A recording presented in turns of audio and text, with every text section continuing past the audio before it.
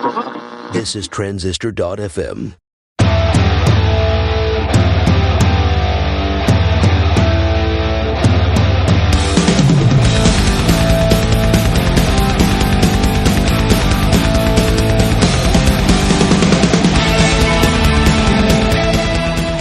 Justin Jackson here. Welcome back to Product People.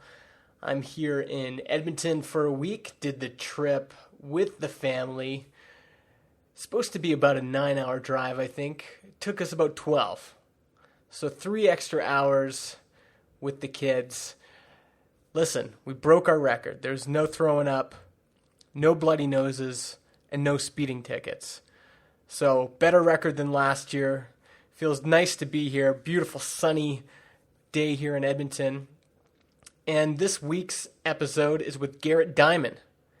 He's the founder of Sifter, sifterapp.com, and he basically created this business by accident, and or at least he didn't intend to create a business when he started out. And he's got a really great story, especially about removing some of the romanticism that surrounds running a software as a service or a SaaS business. So he's going to tell it straight. Hope you enjoy the episode. And once again, here is Stryker.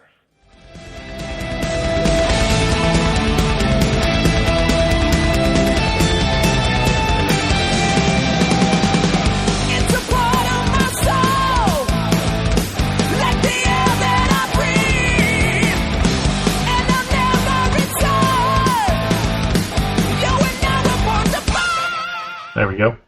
All right. So Justin Jackson here, and I'm here with Garrett Dimon. Garrett runs Sifter at sifterapp.com, and he's also the author of Starting and Sustaining, startingandSustaining.com. How's it going, Garrett? It's going. How are you? I'm doing well. I'm glad you could make it today. Yeah, sure thing. And today we're going to talk with Garrett about basically how to find an idea, validate the idea, and market the product. And I just need to turn off. I've got a live stream going somewhere here. Hold on. I can hear myself in an echo. There we go. All right. So that's what we're going to talk about, and hopefully everyone gets some insight out of it. We're chatting here live with JFDI members, and they can ask questions in the Slack chat.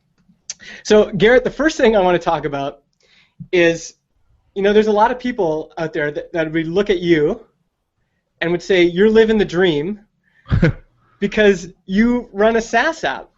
And that's for a lot of folks that are consulting or maybe have, a soul-sucking job.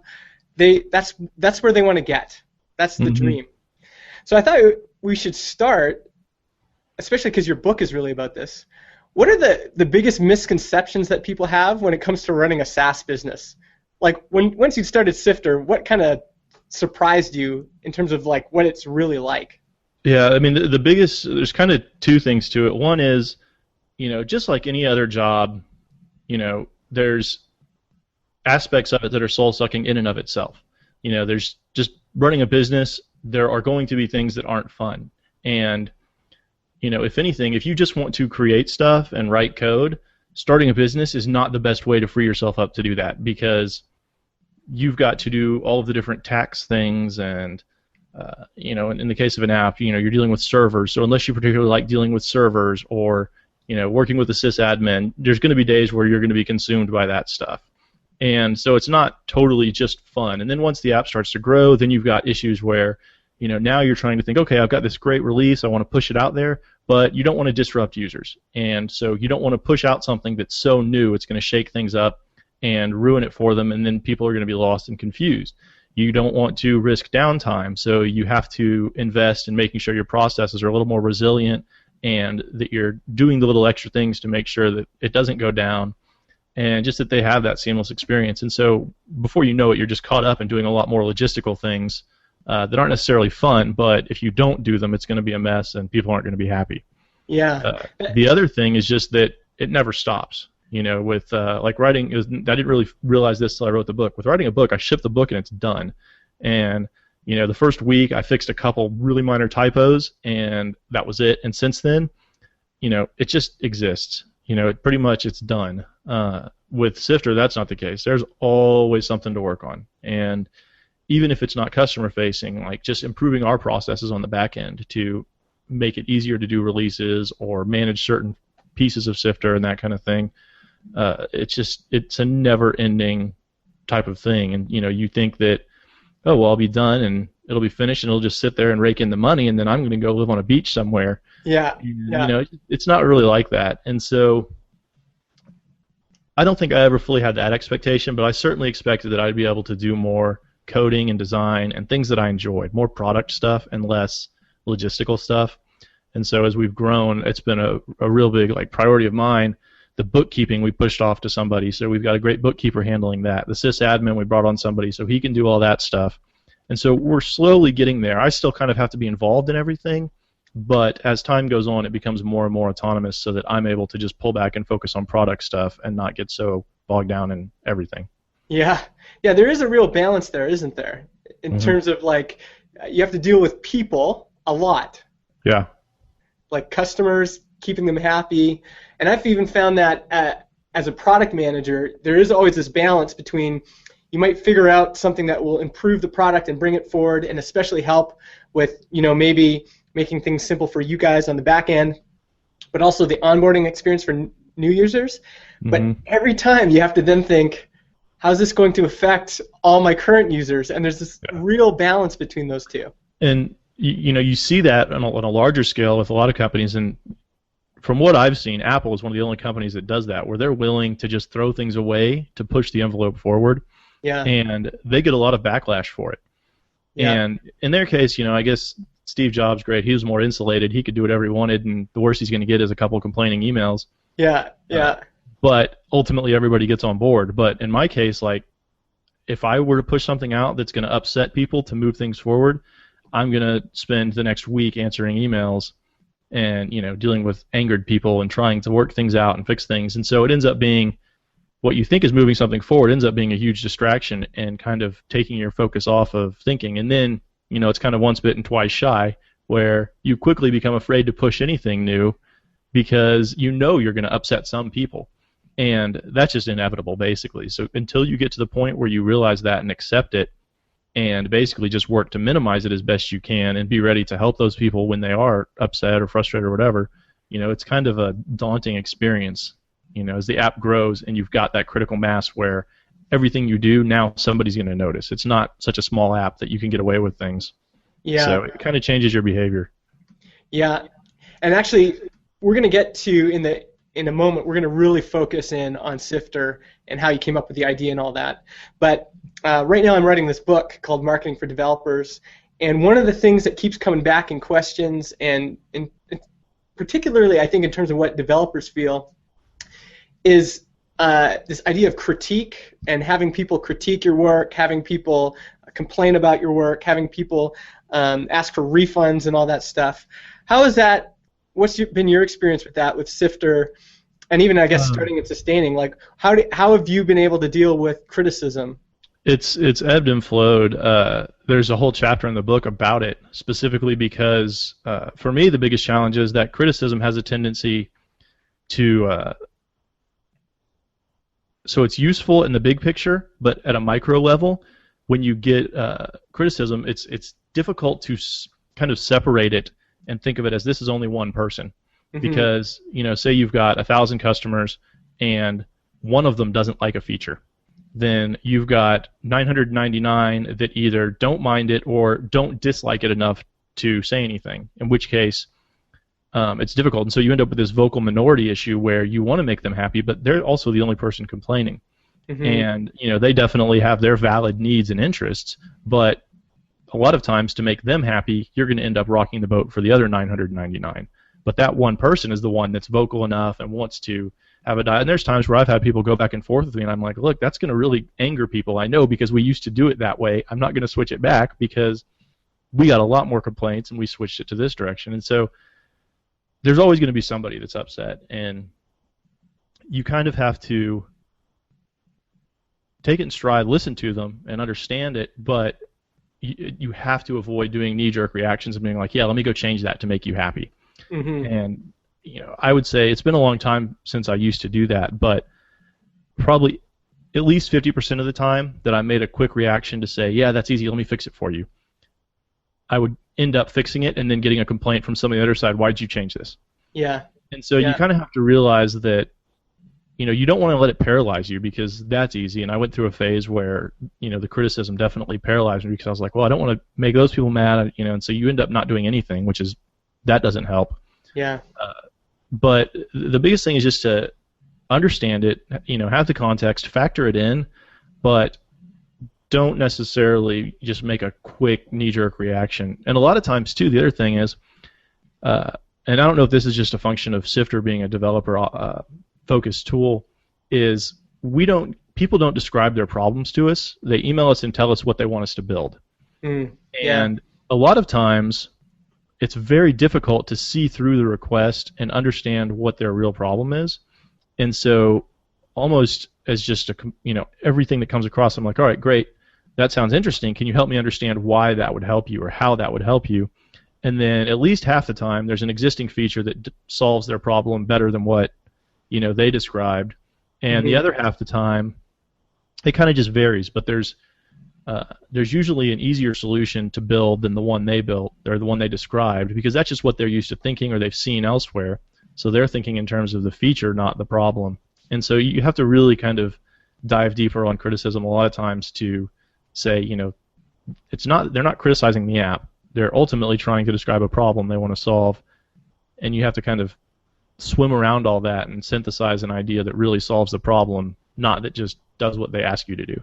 Yeah. The other thing I've thought about quite a bit is, and you mentioned this, but like one person who talks to you, these are human beings, and they have stuff going on in their life, and it's hard because I'd say I maybe have a thicker skin than most, but if someone emails me, I sent an email newsletter last week, and someone wrote back and said just over and over again something like, I hate this. This is spam, spam, spam, spam, spam, over and over and again. And I'm like, man, like this guy's really angry, And then I went into his history, and he'd opened and read like 10 newsletters, and this was like the first one he was complaining, and I'm like, what is going on here? And so, and then I found his blog, and he was just talking about his life, and he was going through some stressful stuff, like really stressful. So, I mean, maybe he honestly felt like I'd been sending him spam and it had been upsetting him, or, maybe, he was just having a really rough day, and he decided to, send me that email. So I think we have to keep that in mind. That's almost always the case. It's never, there's always something below the surface, even though all we see is what's on the surface, especially via email. You don't hear tone of voice, you don't see a face, you can't pick up on facial expressions, and you don't necessarily realize it, but that's such a huge part of human communication that gets completely evaporated in that context that it's very difficult to communicate effectively via email, and you don't want to go overboard and be, too nice and kind of almost fake, but if you underdo it, then they misinterpret things because you were terse or whatever it is, and so it's a tough line to walk, especially for me. All of my customer communication is via email. Like, I almost never end up talking to somebody over the phone or Skype or whatever, and a lot of times it's just incredibly difficult to kind of toe that line and really do a good job answering emails or just communicating, period. Yeah. There's a habit I want to get back into that was recommended to me by an old boss, which was we always like that email. Even though I said like I've got a tough skin, like that bugged me. Like I was, it kind of dragged me down, and we always like get dragged down by like one person can say like a rotten thing to us, and we're feeling bad. But it's easy for us to forget about the times where people encouraged us or were excited about the app or whatever. And my boss's advice was you keep a folder in Gmail that's just called encouragement, and every time you get a nice message, you just slot that in there. And when I was doing this, it was really helpful because if I did have a bad day, I could go back through these emails and go, oh, I'm not a complete schmuck. There's some people that are getting value out of what I'm doing. Mm-hmm. Yeah. I could definitely see that being helpful. I've got a bunch of tweets favorited. And so every now and then, if I'm totally beat down, like, oh my gosh, what am I even doing? So if this is the worst product in the world, I should just quit. I can go back there and read that and, kind of go through those favorites. I'm like, oh yeah, that's right. People like it. People are getting value out of it. Yeah. How did you deal with that at the beginning? Because like when you build something at the beginning, it's not always really polished. All that onboarding. Like, how did you deal with that initial thing? I don't really know. I think in the beginning, most of the complaints were so obvious, and like we launched without search, without file uploading. The things were so fundamental, and there were things I knew I wanted to build. It just rolled off because somebody's like, you need file uploading. I'm like, you're right. I'm working on it. Or, you don't have search? That's ridiculous. You're right. I'm working on it. And so it was a lot easier because I knew they were right. Like, there's no doubt about it. We needed that stuff. And because that was the stuff that was so glaringly obvious, nobody was nitpicking anything else because they weren't going to look past the fact that we didn't have file uploading or search. So the feedback just kind of ended at the really obvious things.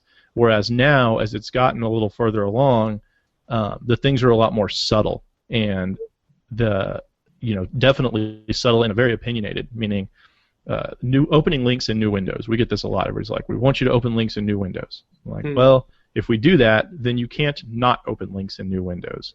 You're kind of forced to. And so we don't want to force people to do anything. You can just, and then we try to teach people, just hold down the command button or whatever it is on a PC and click, and then you'll open it in a new window. And they're like, well, I forget to do that. And so now, one of the things we're actually working on, the biggest complaints is people, and this is where, they always, and we get that request a lot. And, the more I've talked to people, the more I've realized what it is they're typing a comment and they click on the link expecting it to open in a new window, and then they lose their comment. Gotcha. So instead of opening links in new windows, we're working on using local storage and that kind of thing to just save the comment transparently in the background, hold on to it for 24 hours or whatever, so that even if your browser crashes or whatever, we're going to hold on to the content for you so you don't have to worry about it. And like doing those little things that you hear them complain about one thing, but the problem is really something else. Yeah. And so trying to find something that fixes the problem is less obtrusive, that kind of thing has been more where we're at these days. Well, and this gets back to, in a way, what we were just talking about human beings. Human beings are not very good at communicating, first of all, what their problem actually is, and then having any sort of idea in terms of what would solve it. And you see this over and over again. People will call up, where I work and say, here's a problem we're having. And, actually, usually you're right. It'll be like, can you do this? And you really have to dig down and say, okay, well, why does this person want this? And it takes some research. You actually have to see what they're doing, not what they're saying, if that makes any sense. Yep. And usually when you kind of dig down deep, if you keep asking questions, you can figure out, I see what's going on here. Yeah. And I think that's an important distinction. You really got to be careful about valuing too much about what people talk about as opposed to what they actually do. Yeah, absolutely. Well, and that's a common thing from usability testing is you don't want to listen to what people say they do. You want to watch what they actually do. Mm-hmm. And then you'll be able to notice and pick up on a lot more subtle key interactions. Yeah, exactly. Well, let's get into Sifter. Let's talk about how you came up with the idea, how you validated it, who's your customer, all that kind of stuff. So let's start off with, I heard originally Sifter was going to be an open source project. So maybe just tell us, how did you decide to build this and make it? I had wanted to, so I'll just go all the way back. When I first got out of college, I got a job at Sapient doing consulting on really big projects. And basically from the first project, just by chance, ended up seeing really good bug tracking processes, code freezes, and testing, fixing cycles, and everything. And they had it down to a science. They really were doing it well. So basically, I immediately learned good practices for testing. Then that was right around the .com bust, and I ended up getting laid off about 11 months into it. And so then my next job I went there, and there was a company that had hired a consulting company to build an app. And I was going to be coming in and taking over and working on the app. And I think like within the first week, I asked them, I go, okay, this is great. So I'm testing it. Where do I report bugs? They emailed me a PDF. They said, print this out, fill it in, and fax it to us. And so, I'm thinking, this is a technology company, and you want me to fax a bug report? Yeah. And I was like, don't you all have a bug tracker, like an online bug tracker or something where I can fill things in? They're like, no, you need to fax stuff. I was like, so how do I follow up with stuff after the fact?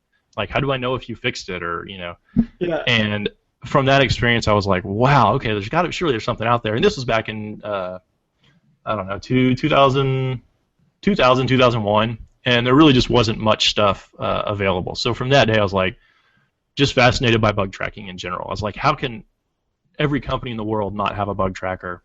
Like, you just got to, especially if you're working with clients. And so I just, for some reason, became oddly fascinated with bug tracking.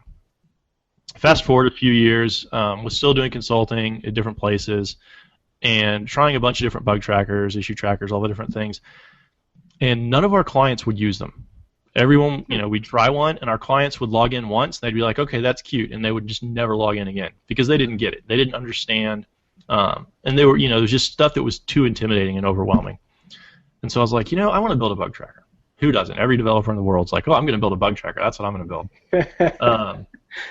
And in hindsight, I kind of regret it, but I'm so just fascinated by issue tracking in general that it works. So then eventually, I'm doing consulting.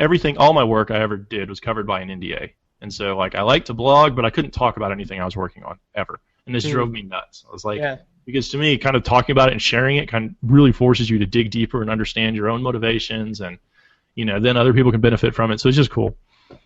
So finally I said, you know what, screw it. I'm just going to design and build something that's mine, and nobody can tell me I can't blog about. So I just started designing an issue tracker. Looking back now, it was really rudimentary stuff, but some of the ideas and the things that I was emphasizing were, just because I was really obsessed with simplicity. And most issue trackers at the time were developed by developers who, are all about features. And so it was kind of a different take on issue tracking. And I started blogging about it and sharing it just for the hell of it. I was like, oh, maybe I'll create an open source app. I didn't even know if I would ever get to development. I just wanted to design it and share it. And so I was like, yeah, I'll just open source this. And the more I started writing and sharing and talking to people, a couple people, the more good, positive encouragement I got. And a couple people were like, do not open source this. If you do, you'll build it for a year, and then you'll drop it and never maintain it again. You'll go nuts, you'll hate it. You need to create a business out of this. I was like, no. I want to create a business someday, but I'm not ready to create a business. And over a month or two, they wore me down. And, here we are today with Sifter. And basically, if I hadn't been sharing and blogging and doing all that, nobody would have ever even known about those ideas in my head, and I never would have gotten the encouragement to kind of take that jump and do it. Yeah. There's a few things I want to dig into here. The first was there was something that struck me when you're talking. You said none of the clients you were showing existing bug trackers to would use it. And you talked a little bit about it, but why? What was it like? What was in their way? Well, most bug trackers, you look at, especially the open source ones that were kind of the dominant ones at the time, like Mantis and Bugzilla. They're ridiculously powerful, and with that kind of power comes a lot of configuration and understanding and knowledge that developers have, but a normal person running a business that does, they don't use computers beyond Microsoft Word and Excel. For them, it's just an overwhelming nightmare. And so for them to log into something like Bugzilla or any of those things that existed at that time, they would just be like, I do not belong in here, and just hightail it out of there and never come back. And so it would take just too much effort to get participation. And on, a small project with 3 or 4 people where bug tracking is really helpful, and there's a couple clients and you want them in there testing and, kind of reviewing the work, it's just great. Otherwise, what they're going to do is email you. And then you're going to end up with bugs spread out throughout email threads, and you can't keep track of them. You don't know whether they're fixed or anything like that. And it just becomes a nightmare to keep up with, to know what's done, what's not done, who's working on what. Yeah. And, and without our clients participating, it really didn't matter that we didn't use the bug tracker because we were in email, because our clients were in email. And so then it was like, well, that's kind of defeats the purpose of having a bug tracker if we're not going to use it with our clients. And so, Sifter, for instance, it's too simple for any huge, large team doing anything significant. But there's so many people out there doing small apps or, implementing a advanced site on top of a CMS like WordPress or something like that, where you're not doing, really extreme development. You've already got it. You're just customizing WordPress, maybe extensively, but you don't necessarily need like a really advanced, highly configurable bug tracker. You need your clients to get in there and participate and use it with you. Mm-hmm. And so our philosophy was just keep it simple so that, customers and clients and non-technical people wouldn't be scared away. And, in some ways we've even got more complicated than I would like, and we're working on kind of resimplifying and scaling things back down to be less intimidating and overwhelming than they are. And it's so easy. It's such a slippery slope to keep adding features and adding complexity to where the tool gets so intimidating. A normal person just doesn't feel welcome in it. Yeah. Well, this is a good segue now into who is your actual customer? Like, who is actually buying the app? It really varies. I mean, we've had all sorts.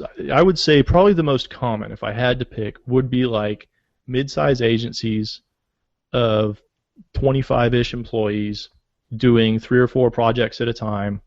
That in those projects are, if I had to guess, probably like the $10,000 to $100,000 range.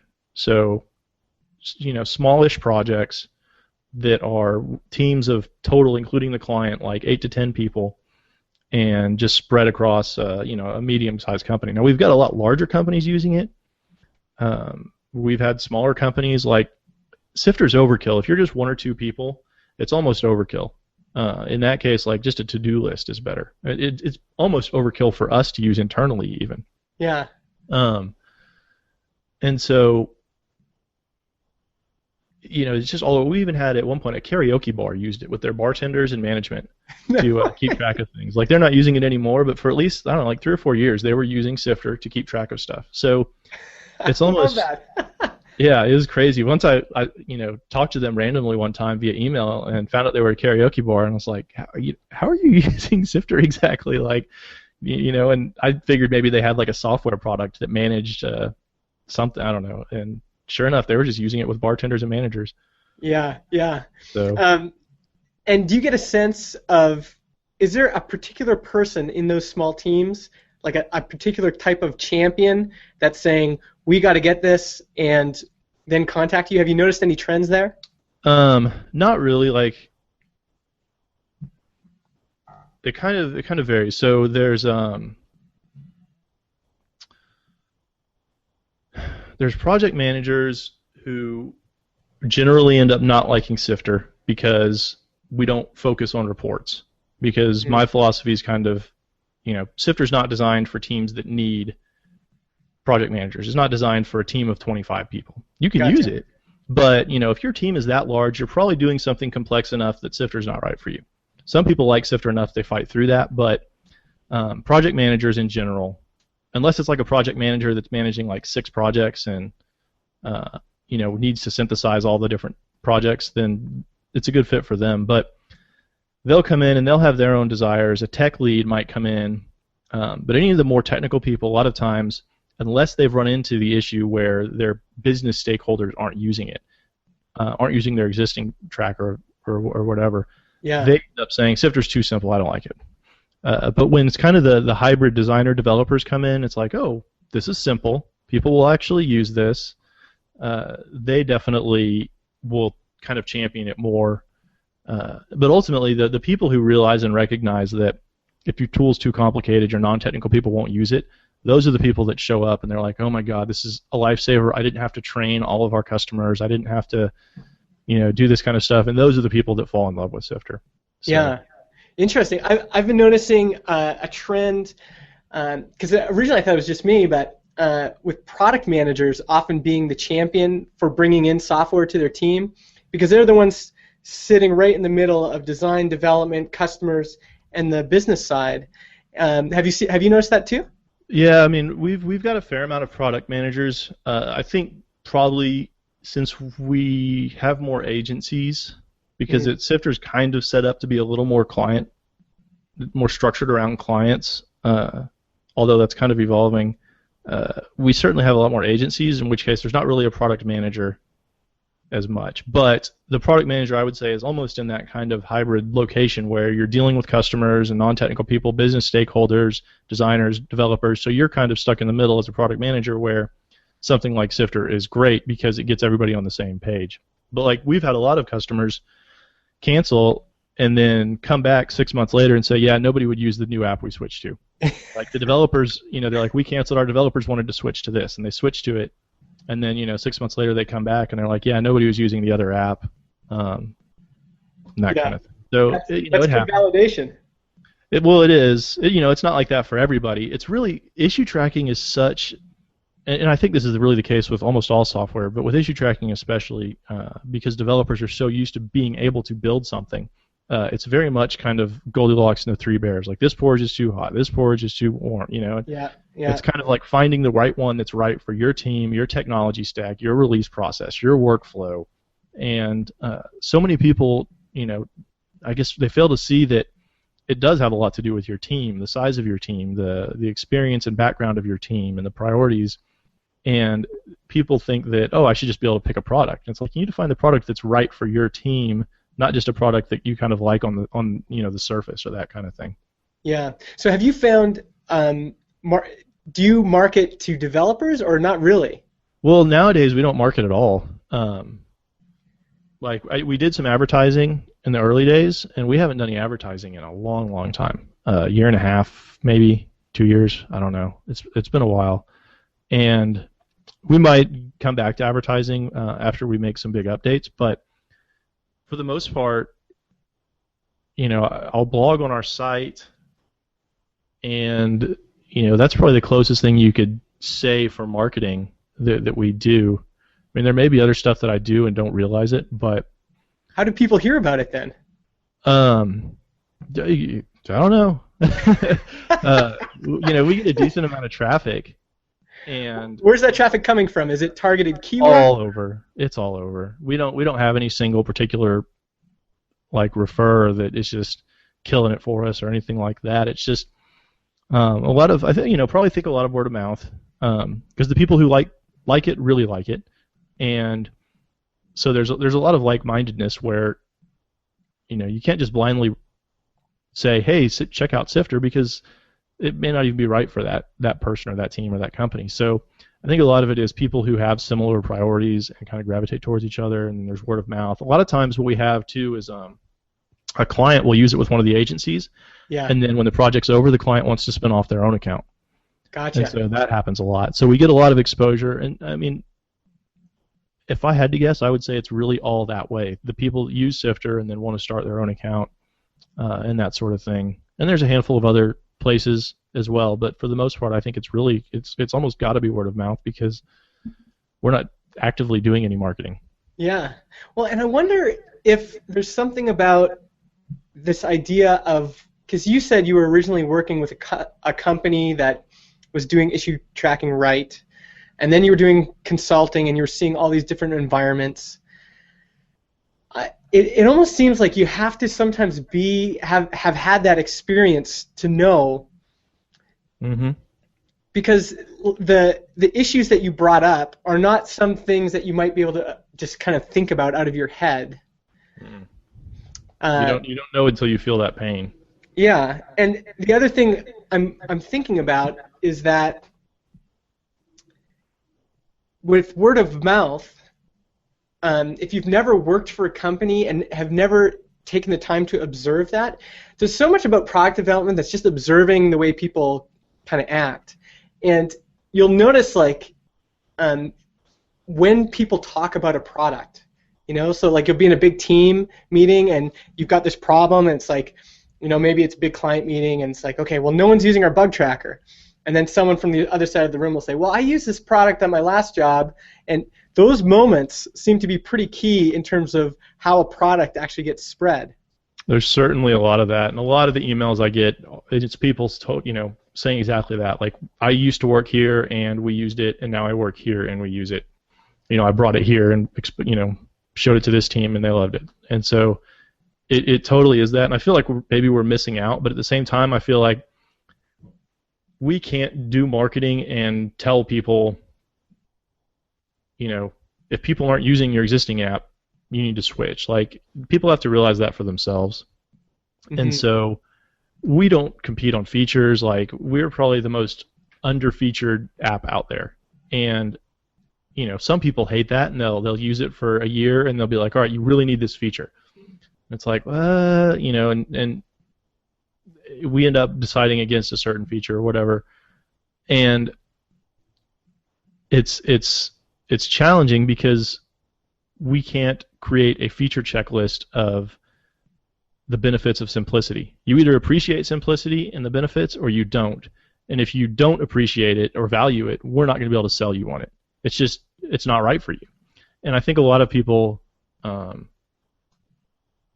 they don't appreciate simplicity or they don't, like our philosophy, then it seems like it's less about, oh, okay, I can understand, that's not for us, but it's usually like, we get a lot of, like, that's stupid, why don't you just do what I ask?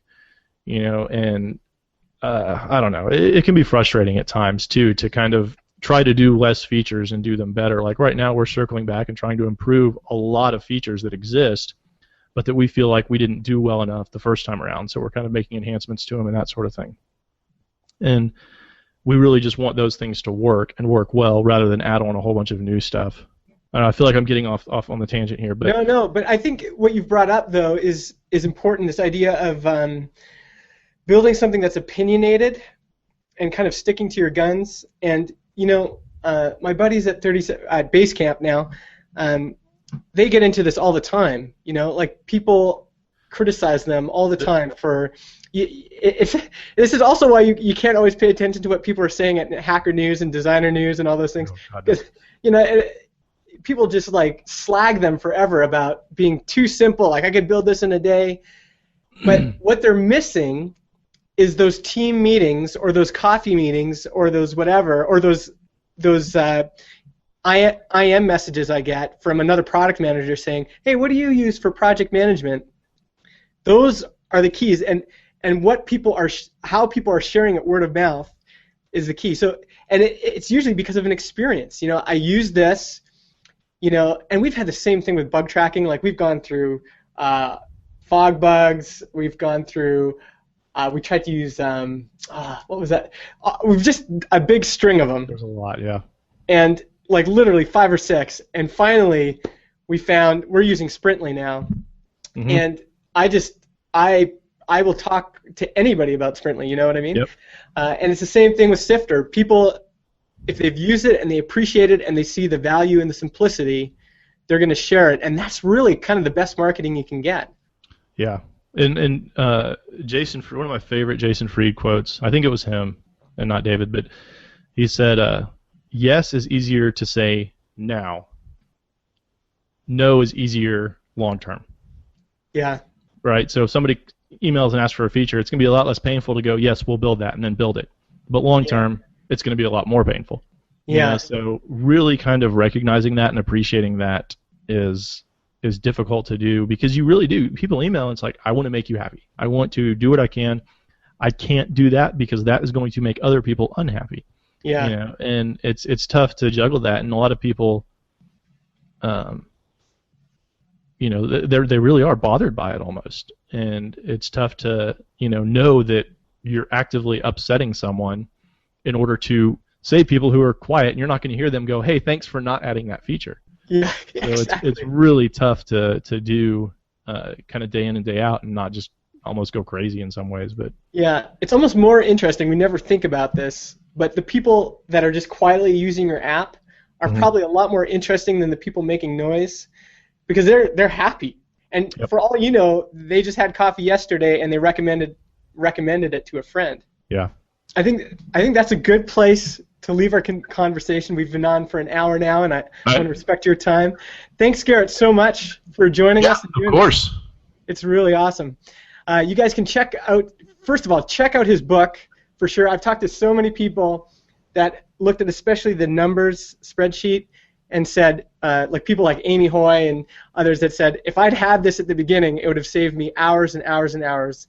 So check out startingandsustaining.com and check out sifterapp.com. Anywhere else people can find you on the net? GarrettDimon.com. GarrettDimon.com for the blog. Perfect. Thanks again, Garrett. Yep, thank you.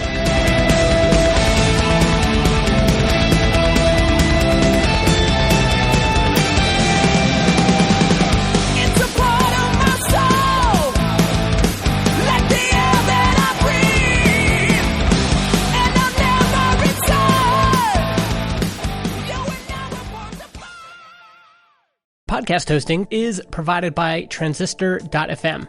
They host our MP3 files, generate our RSS feed, provide us with analytics, and help us distribute the show to Spotify, Apple Podcasts, and more. If you want to start your own podcast or you want to switch to Transistor, go to transistor.fm/Justin and get 15% off your first year.